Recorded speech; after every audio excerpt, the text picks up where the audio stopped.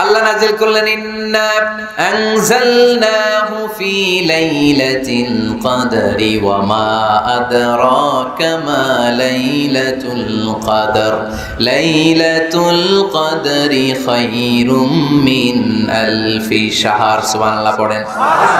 আল্লাহ বলেন নবী আপনি কাঁদবেন না, আপনার চোখের পানি আমার সহ্য হয় না।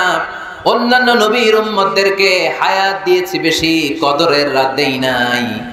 আল্লাহ রাসূল এই কোরআন থেকে জানতে পারলেন আগের নবীরা হায়াত পেয়েছে 1000 বছর, 2000 বছর। আগের নবীর উম্মতেরা হায়াত পেয়েছে 800 বছর, 1200 বছর। আমাদের নবী পৃথিবীতে বেঁচে ছিলেন কয় বছর? সবাই বলেন। এবং সুনানে তিরমিজির হাদিস, আল্লাহ রাসূল সাল্লাল্লাহু আলাইহি ওয়াসাল্লাম বলেছেন আমারু উম্মতি মা বাইনা as-60 ইলা 70।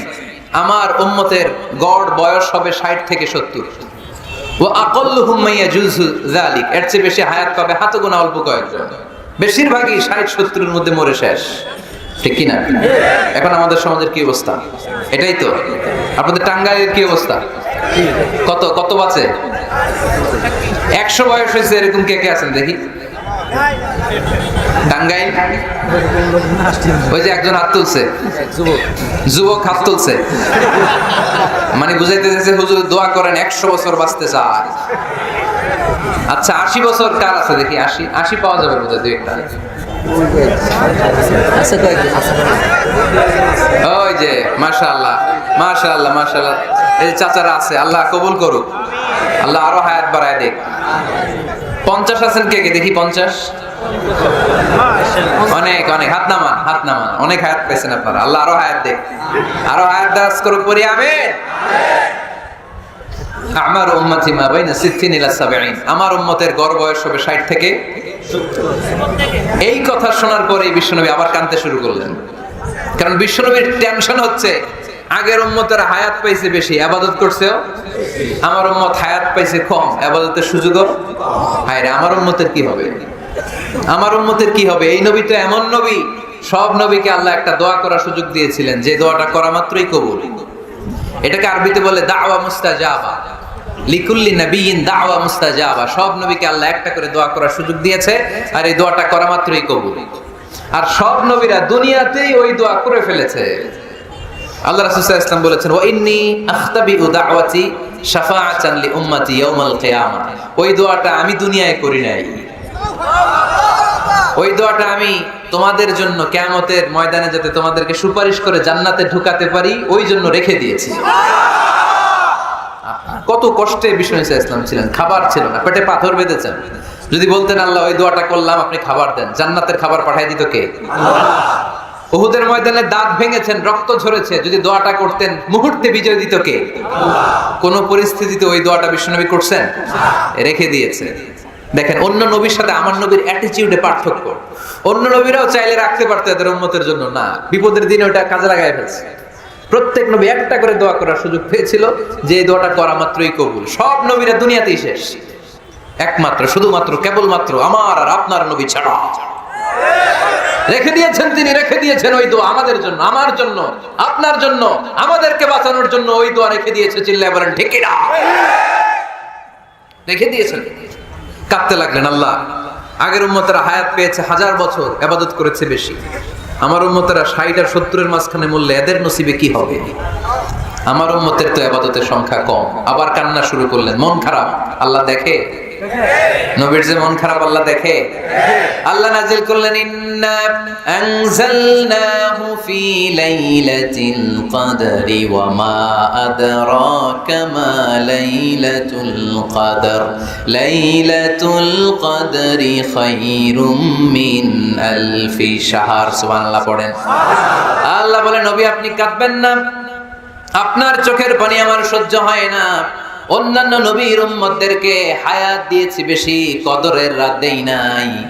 আপনার উম্মতকে যদিও হায়াত লম্বা দেই নাই, কিন্তু আপনার উম্মতকে আমি লাইলাতুল কদরের রাত দিয়েছি গো নবী।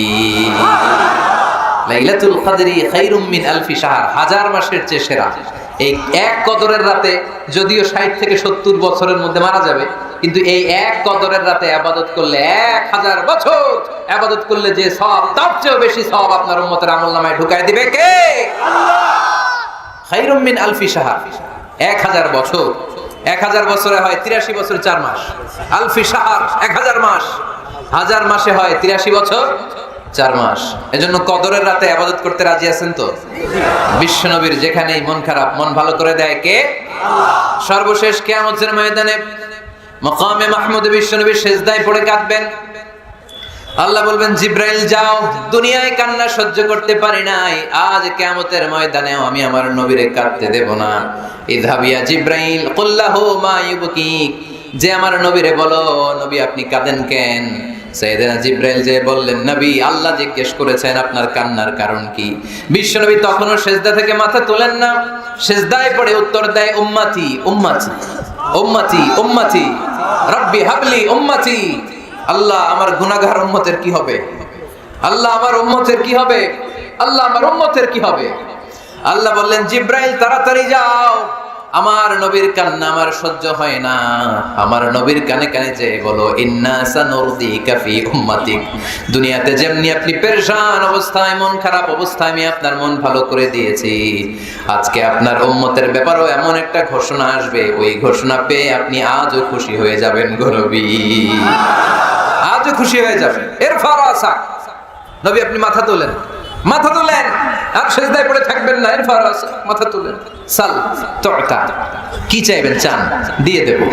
ওয়াশফা তুশাফা, যার জন্য রেকমেন্ডেশন করবেন, যার জন্য সিগনেচার করে দিবেন, যার জন্য সুপারিশ করে দিবেন, তার সুপারিশ কবুল করে নেব। চিল্লায় এখন সুবহানাল্লাহ। এরপর বিশ্বনবী সুপারিশ করতে শুরু করবেন আর আমাদেরকে জান্নাতে ঢোকাতে শুরু করবেন। তারপরেও নবী ক্ষান্ত হবেন না। এরপর একটা পতাকা হাতে নেবেন, ওই পতাকার মধ্যে লেখা আলিফ লাম হা মিম দাল, মানে আলহামদু, লিওয়াউল হামদ, প্রশংসার পতাকা, ওইটা নিয়ে জান্নাতের দরজার সামনে দাঁড়াবেন। তখনও পেরেশান, সবাইকে নিয়ে, উম্মতের সব জান্নাতীদেরকে নিয়ে বিশ্বনবী দরজার সামনে দাঁড়িয়ে নক করবেন। ভিতর থেকে জিজ্ঞেস করা হবে, মান আনত, কে আপনি? আল্লাহ রাসূল বলবেন, আনা মুহাম্মদ। তখন রক্ষী ফেরেশতা বলবে, ঠিক আছে, আল্লাহ বলেছে আপনার আগে কারো জন্য যেন এই দরজা না খুলি।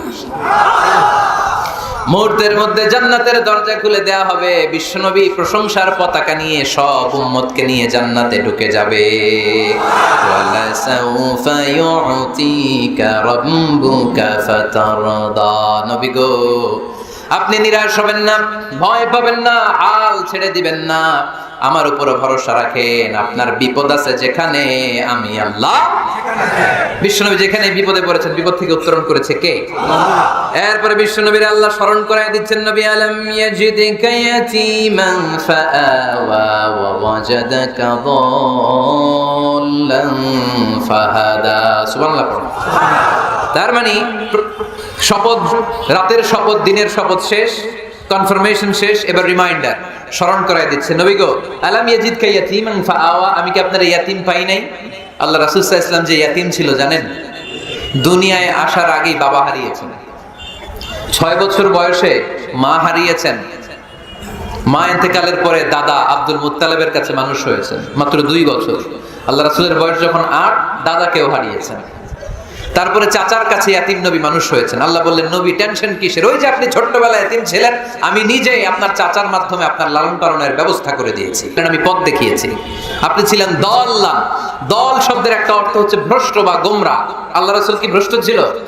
গোমরা ছিল না, আল্লাহ রাসূল ভ্রষ্ট ছিলেন না, গোমরা ছিলেন না। যদিও অফিশিয়ালি তিনি 40 বছর বয়সে নবী হয়েছেন, কিন্তু ওনার 40 বছরের আগের জীবনেও আমাদের জন্য অনুকরণীয় অনুপম আদর্শ। চিল্লায় বলেন ঠিক কি না? এখানে দলের অর্থ হচ্ছে, নবী you are searching the right way, then I guided you to the right way. You are searching the truth, আপনি সত্য পথ খুঁজছিলেন, খুঁজে পাচ্ছেন না, কোনটায় কোনটায়, আপনি পথ হারা পথিকের মতো খুঁজছিলেন। অনেক সময় হয় না কি রে, টাঙ্গাইল যাব, রাস্তা কি এইটা না ওইটা? মাঝে মাঝে আমরা দোদুল্যমান থাকি, আছে না নাই? আল্লাহ বললেন, নবী আপনি সত্য খুঁজছিলেন, সত্য কি এদিকে না ওদিকে? আমি বললাম, নবী ওই দিকে নয়, আপনি এই দিকে যান, এভাবে আমি আপনার পথ দেখিয়েছি। চিল্লায় এখন সুবহানাল্লাহ। আমরা যখন পথ ভুলে যাই, পথ দেখায় কে? আল্লাহ। জোরে বলতে হবে কে? আল্লাহ। আমি যদি কোনদিন পথ ভুলে যাই, হাত ছানি দিয়ে কাছে নিও, মমতার বন্ধনে আমায় বেঁধে সব ভুল ক্ষমা করে দিও। পড়েন, আমি যদি কোনদিন পথ ভুলে যাই, হাত ছানি দিয়ে কাছে নিও, মমতার বন্ধনে আমায় বেঁধে সব ভুল ক্ষমা করে দিও। চিল্লায় পড়তে হবে আমিন। এটা কিন্তু একটা দোয়া, যদি আল্লাহ পথ ভুলে যাই পথ দেখায় দিও। প্রতিদিনই কিন্তু এই দোয়াটা পড়ি সূরা ফাতিহায়, ইহদিনাস সিরাতাল, সবাই বলেন ইহদিনাস সিরাতাল। ও আল্লাহ, show us the right path, show us the correct path, show us the straight path। আল্লাহ সোজা রাস্তা দেখান, যে রাস্তা শুরু হয়েছে দুনিয়ায় ঢুকে গিয়েছে জান্নাতে। ওয়াজাদাকা দাল্লান, আপনি পথ খুঁজছিলেন, আমি আপনার পথ দেখিয়েছি। ওয়াজাদাকা আইলান ফাআগনা, আপনি ছিলেন নিঃস্ব, আমি আপনাকে ধনাঢ্য বানিয়েছি। তাফসিরে এসেছে ফাআগনা বিখাদিজা, আমি খাদিজার সাথে বিয়ে পড়াইয়া দিয়ে আপনাকে ধনী বানাইয়া দিয়েছি।